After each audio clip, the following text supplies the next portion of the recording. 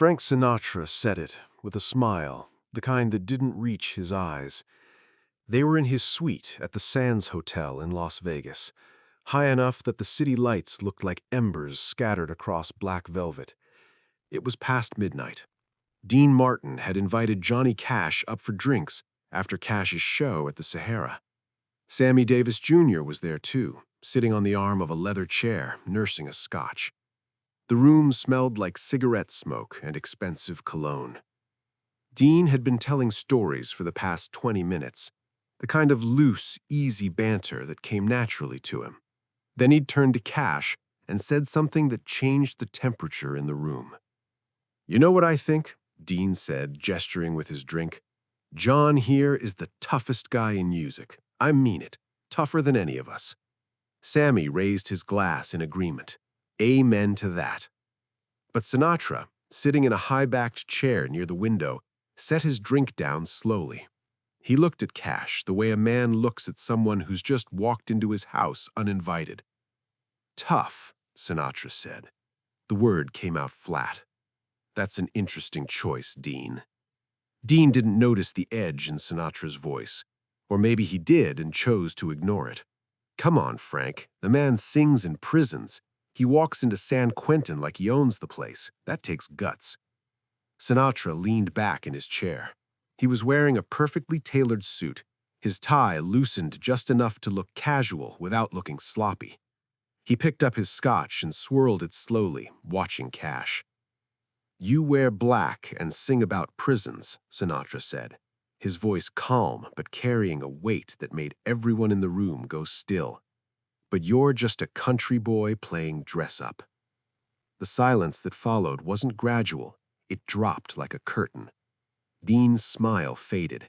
Sammy looked down at his drink, and Johnny Cash, sitting on the couch with his legs crossed, didn't move. Sinatra wasn't drunk. He was precise. Every word was chosen, and everyone in that room knew it. Cash reached for the cigarette he'd left burning in the ashtray. He brought it to his lips, took a slow drag, and let the smoke out in a thin stream. 5 seconds passed, then 10. Nobody spoke. Nobody moved. Finally, Cash looked at Sinatra. His voice was quiet, steady, and carried no anger.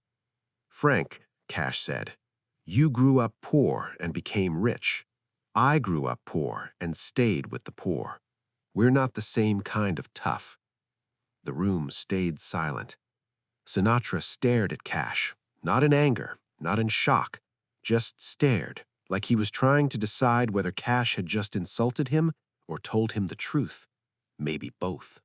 Dean Martin shifted in his seat. He looked like he wanted to say something to smooth it over, but he didn't. Sammy took a sip of his drink and kept his eyes on the floor. And Johnny Cash just sat there, cigarette in hand, waiting. Some people earn respect by demanding it. Others earn it by not needing it. Sinatra picked up his scotch. He didn't drink it right away. He just held it, staring at the glass like it might have an answer. 10 seconds passed. The city lights outside the window blinked and flickered, indifferent to the tension in the room.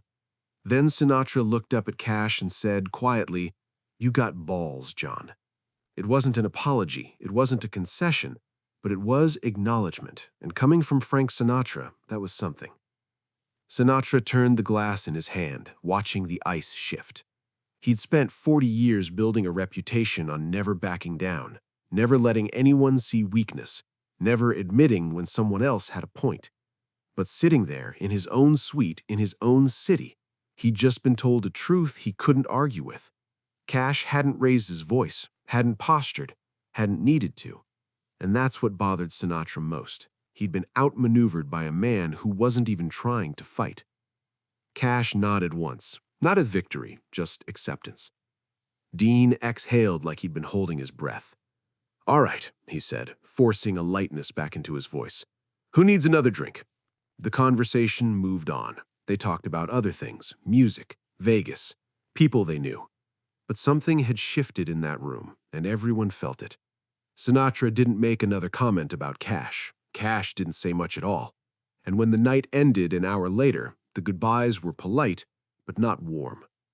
Cash left the suite and walked down the hallway to the elevator. Dean caught up with him before he reached it. "John," Dean said, slightly out of breath. I didn't think Frank would." "It's fine, Dean," Cash said. "He didn't mean it the way it sounded." Cash looked at him. "Yes, he did." Dean hesitated. "You handled it well." "I just told him the truth." "That's what I mean," Dean said. He paused. "Frank respects you now. You know that, right?" Cash pressed the elevator button. "Maybe, or maybe he just knows I won't back down." The elevator doors opened. Cash stepped inside and turned to face Dean. "Thanks for the invite." Dean nodded. "Anytime, John." The doors closed, and Cash rode down alone, 30 floors of silence, back to the noise and lights of the casino floor below. When the doors opened again, the sound hit him like a wave. Slot machines ringing, dealers calling bets, voices layered over voices in a chaos that never stopped. Cash stepped out into it and kept walking, past the tables, past the bars, past people who didn't recognize him or didn't care.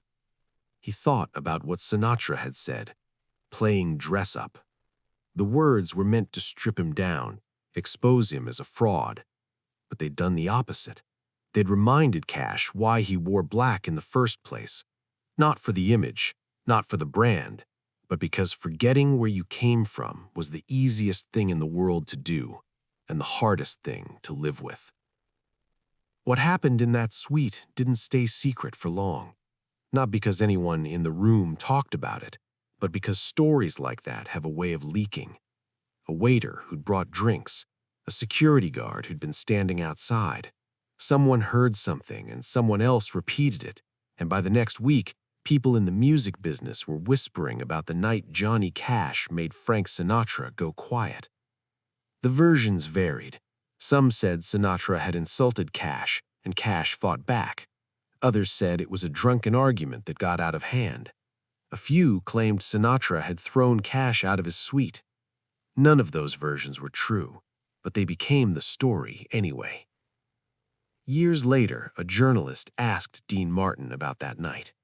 Dean had retired by then, living quietly in California, away from the cameras and the crowds. The journalist had heard rumors and wanted to know what really happened. Dean smiled. Not his usual easy grin, but something smaller, more thoughtful. "Frank said something he shouldn't have said," Dean offered, and John responded in a way that Frank wasn't expecting. "What did Cash say?" Dean shook his head. "That's between them. But I'll tell you this. After that night, Frank never underestimated John again." Did they stay friends? They weren't friends before that night. They were acquaintances, and they stayed acquaintances. But there was respect, real respect, the kind you can't fake. The journalist pressed. "What did Frank say about Cash after that?" Dean thought about it. Then he said, "Frank didn't talk about it much, but once, years later, someone asked him if there was anyone in the business he wouldn't want to cross, and Frank said, 'Johnny Cash.' Just like that. No hesitation." That story, unlike the others, was true. Frank Sinatra never publicly acknowledged what happened that night, but people who knew him well noticed a change. When Cash's name came up, Sinatra didn't make jokes. He didn't dismiss him. He just nodded, like Cash was someone who'd earned a place Sinatra couldn't argue with. And Johnny Cash, he never talked about it at all. When people asked him about Sinatra, he'd say something simple. "Frank's a great performer, one of the best." That was it. No stories, no drama, just respect. But in private, Cash carried that night with him, not as a trophy, not as a moment of victory, but as a reminder that respect isn't given, it's taken. And sometimes, taking it means saying the thing everyone else is too afraid to say. The difference between Frank Sinatra and Johnny Cash wasn't about who was tougher or more talented or more successful. It was about what they chose to do with their success. Sinatra had clawed his way out of poverty, fought the business, fought the press, fought everyone who tried to hold him back. And when he made it to the top, he built a wall around himself, a wall made of money and power and a carefully controlled image. He became untouchable, and anyone who tried to touch him got reminded of who he was. Cash had also clawed his way out of poverty, but when he made it, he didn't build a wall, he built a bridge, back to the places he came from, back to the people who were still there. And he stayed on that bridge, 1 foot in success and 1 foot in the struggle, refusing to let go of either. That's what Sinatra saw that night. Not a farm boy, not a pretender, but a man who'd made it and refused to forget where he came from. And that's what made Sinatra go quiet, because deep down, Sinatra knew he'd made a different choice. He'd left Hoboken behind. He'd become Frank Sinatra, the icon, the legend, and he could never go back. Cash never left. He just brought everyone with him. In 1998, long after both men had slowed down, a reporter asked Sinatra about regrets. Sinatra was in his 80s by then, his voice rough, his memory fading in and out. But when the reporter mentioned Johnny Cash, Sinatra's eyes sharpened. "John's a good man," Sinatra said. "You two had a complicated relationship," the reporter said carefully. Sinatra waved his hand dismissively. "No, we didn't. We had respect. That's not complicated, that's simple." But there was a moment, wasn't there, in Vegas? Sinatra was quiet for a long time. Then he said, "I said something I shouldn't have said. John corrected me. End of story." "Did you apologize?" Sinatra smiled slightly. "I didn't need to. John already knew." The reporter didn't understand. Knew what? Sinatra said that I respected him. Sometimes you don't need words for that. A few months later, Sinatra died. And when the tributes came in, from presidents and performers and people all over the world, one of the quietest came from Johnny Cash. Cash didn't give a long speech. He didn't write an essay. He just said, "Frank Sinatra was one of the greatest performers who ever lived. He set a standard that most of us will never reach. I'm grateful I got to know him." That was it. No mention of the night in Vegas, no mention of the tension or the words or the silence. Just respect. Because Cash understood something that most people don't. That you can disagree with someone, even dislike parts of who they are, and still respect what they've done. And sometimes, respect is enough. Years after both men were gone, someone asked Sammy Davis Jr. about that night. Sammy was doing an interview for a documentary, talking about the Rat Pack years, the highs and the lows. "There was a moment," Sammy said, "when Frank and Johnny Cash were in the same room, and Frank said something he thought was clever, and John just dismantled him, quietly, without raising his voice, without making it a fight." "What did he say?" Sammy shook his head. It wasn't what he said, it was how he said it. Like he didn't need to prove anything. And that's what got to Frank. Because Frank spent his whole life proving things. And here was this guy from Arkansas who didn't need to prove a damn thing. Did it change their relationship? It created one, Sammy said. Before that night, they were just two guys in the same business. After that night, Frank knew who Johnny Cash was, and John knew who Frank was, and they both decided that was enough. The story of that night in Las Vegas became one of those legends people tell when they talk about old Hollywood, about egos and icons, and the moments when the mask slipped. Some people remember it as the time Johnny Cash put Frank Sinatra in his place. Others remember it as the time two legends faced off and walked away with mutual respect. But the truth, like most truths, was simpler. Two men sat in a room. One of them said something meant to diminish the other, and the other refused to be diminished. Not with anger, not with violence, just with the truth. Frank Sinatra grew up poor and became rich. Johnny Cash grew up poor and stayed with the poor. And in the end, both kinds of strength mattered, but only one of them required staying connected to the pain you came from. Sinatra built an empire. Cash built a legacy. And on that night in Las Vegas, in a suite high above the city, those two things met, and the empire blinked first. Not because Cash was stronger, but because Cash didn't need to prove he was.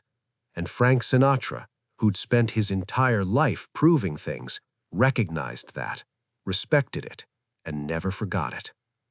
Years later, someone asked what Frank Sinatra was afraid of. The person who answered didn't hesitate. Johnny Cash. Not because Cash was dangerous, but because Cash was unshakable.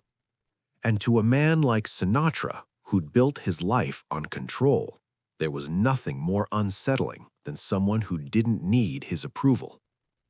Johnny Cash never needed Frank Sinatra's approval, and that's exactly why he earned it.